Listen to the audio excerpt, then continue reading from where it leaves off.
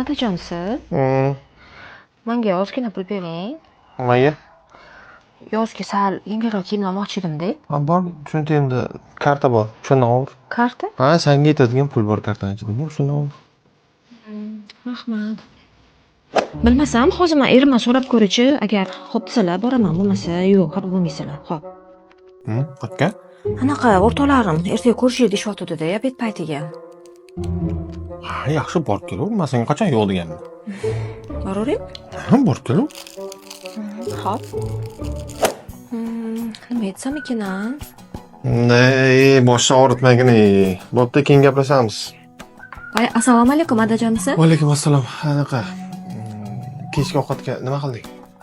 Hali ovqat qilmadim. O'shanga biron nima buyurtma qilsammi deb turuvdim-da.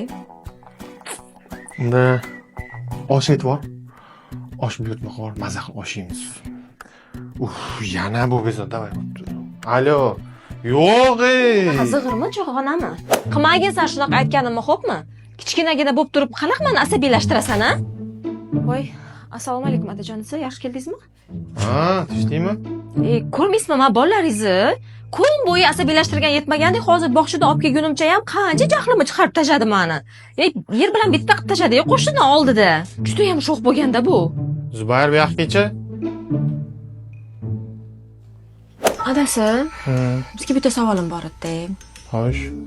Xotiniga umuman pul bermaydigan, bu narsaga ruxsat so'rasa ham hech qachon rozi bo'lmaydigan, ruxsat bermaydigan, uylarni yig'ishtirmasa, ovqat qilmasa rosa urushib to'polon janjal qiladigan erkaklar nima deydi? Yomon erkak deydi. Nima erkak deydi? Men so'ramasdan sen?